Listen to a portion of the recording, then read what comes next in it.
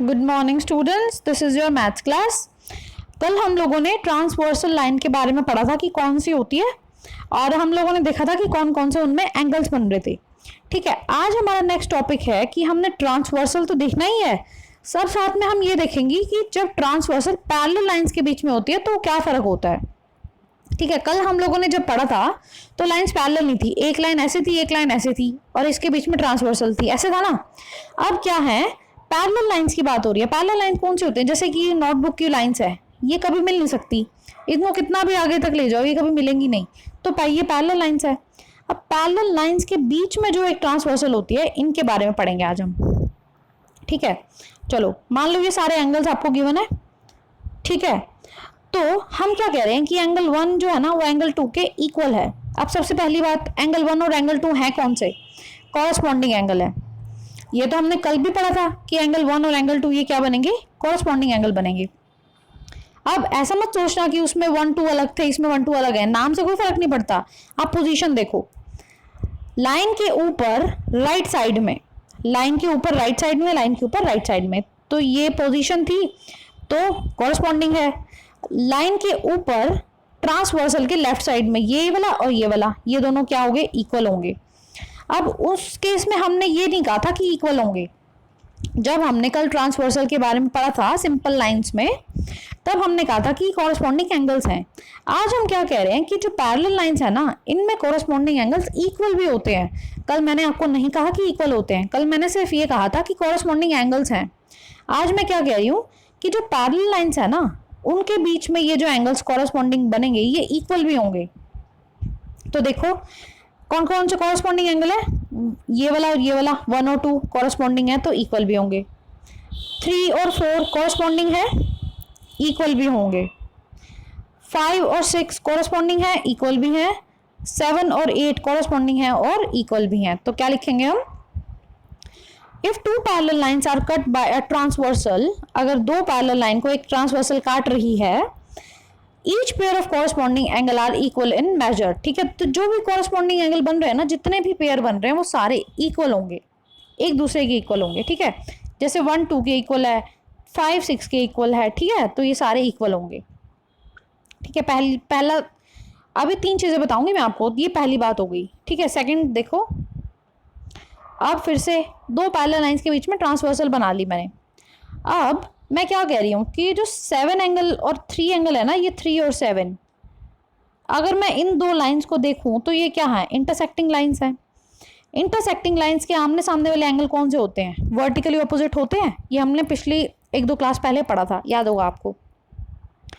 दो intersecting lines के आमने सामने वाले एंगल्स होते हैं वर्टिकली ऑपोजिट।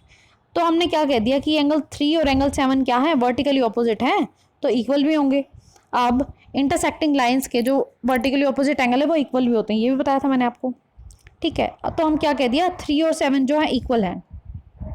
अब जो एंगल्स ये वाला और ये वाला है जी, 7 और 8, ये क्या है, कॉरस्पॉन्डिंग है। इनके पोजीशन पे ध्यान देना, अपने नंबरिंग पे ध्यान नहीं देना। ये और ये क्या है, कॉरस्पॉन्डिंग है, तो ये इक्वल भी हैं। अब मैं कह रही हूँ कि एंगल 3 7 के इक्वल है और 7 8 के इक्वल है, तो इसका क्या मतलब हो गया, 3 भी 8 के इक्वल होएगा ना। मान लो मैं कह दूं कि एंगल 3 जो है वो 60 डिग्री का है, 60 डिग्री, तो एंगल 7 भी 60 डिग्री हो गया, वर्टिकली ऑपोजिट है, इक्वल होंगे। ठीक है, अब मैं कह रही हूँ कि जो 7 है ना और 8 है, ये कॉरस्पॉन्डिंग भी है, इक्वल है ये भी, तो ये 8 भी क्या हो गया, ये भी तो 60 डिग्री हो गया ना।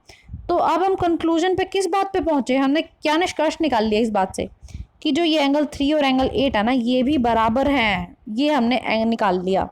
अच्छा, कल मैंने आपको बताया था कि ये वाली पोजीशन और ये वाली पोजीशन का जो एंगल है वो कौन से होते हैं, ऑल्टरनेट इंटीरियर, बताए थे कल, बताया था ना कि इंटीरियर भी हैं और ऑल्टरनेट मतलब आमने सामने वाले हैं, एक दूसरे के उल्टे वाले हैं।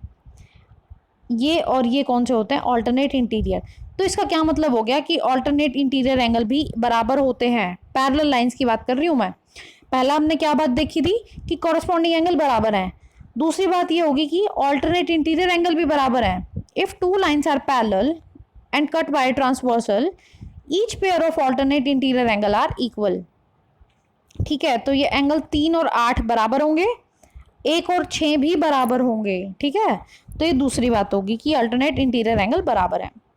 अब आते हैं तीसरी बात पे। देखो अब ये जो एंगल 3 और एंगल 1 है ये क्या है, एक लीनियर पेयर है, स्ट्रेट लाइन में बन रहे हैं ना। तो इसका क्या मतलब हुआ कि 180 डिग्री के बराबर होंगे। अब तीनों बातें होती थी, ये 180 डिग्री है तो लीनियर पेयर भी हो गया, और अगर लीनियर पेयर 180 डिग्री है तो सप्लीमेंट्री भी होगा, ठीक है। तो ये 180 डिग्री बन रहे हैं, तो ये लीनियर पेयर और सप्लीमेंट्री दोनों है, ठीक है। तो 1 और 3 को मिला के क्या बनता है, 180 डिग्री बनता है। और अभी हमने बात की है कि ये एंगल 3 और 8 है जो ये भी बराबर है, क्यों है कि ऑल्टरनेट इंटीरियर है, ठीक है।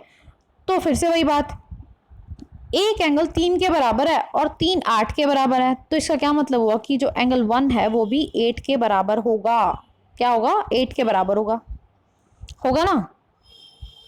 देखो 3 और 1 80 डिग्री है, 3 और 1 मिला के 180 डिग्री है, 3 और 1, और 3 और 8 इक्वली थे, तो हम 8 की जगह हम क्या लिख देते हैं, 8 की जगह हम क्या लिख देते हैं, 3 लिख देते हैं, ठीक है। ये इक्वल नहीं होंगे, सॉरी मैंने आपको क्या बताया कि ये इक्वल नहीं है, सॉरी रुको, ठीक है। दो बातें पढ़ी हमने सबसे पहले अभी तक, तो कॉरस्पॉन्डिंग एंगल इक्वल होते हैं, ऑल्टरनेट इंटीरियर एंगल इक्वल होते हैं, ठीक है।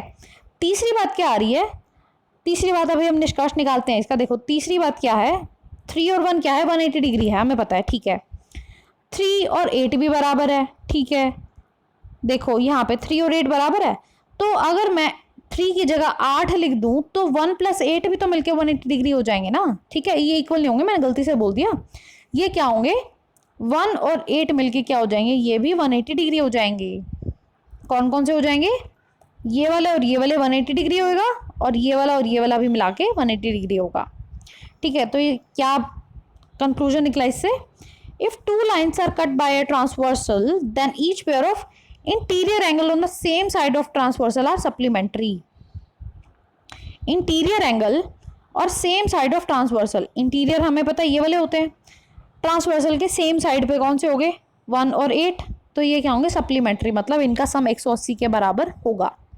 और 3 और 6 भी क्या होंगे, सप्लीमेंट्री, मतलब सम 180 के बराबर होगा, ठीक है। तो क्या क्या पढ़ा, corresponding angle equal, alternate interior angle equal, interior angle कौन से, ट्रांसवर्सल के सेम साइड पे हैं जो, वो क्या होंगे, सप्लीमेंट्री, ठीक है। तो ये 3 चीजें पढ़ी हमने। अब एक बात आती है कि चेक कैसे करेंगे हम कि लाइन पैरेलल है या नहीं। अभी तक तो हम यही बात कर रहे हैं ना कि लाइन पैरेलल होगी तो ऐसा होगा, लाइन पैरेलल होगी तो वैसा होगा। अब कैसे पता लगेगा कि लाइन पैरेलल है, अभी जो हमने 3 बातें पढ़ी है ना, अब हम उनको उल्टा कर देंगे। देखो कैसे करेंगे, देखो ये एक लाइन पढ़ो, when a transversal cut 2 lines such that pair of corresponding angle are equal then the line have to be parallel। अब वो कह रहा है कि अगर एक ट्रांसवर्सल 2 लाइन्स को काट रही है, वो कह रहा है कि अगर एक ट्रांसवर्सल 2 लाइन्स को काट रही है और कोरस्पॉन्डिंग एंगल बराबर है तो लाइन्स पैरेलल होंगी। अब हम कह ही रहे हैं कि अगर कोरस्पॉन्डिंग एंगल बराबर होगे ना तो लाइन्स पैरेलल होंगी, ठीक है।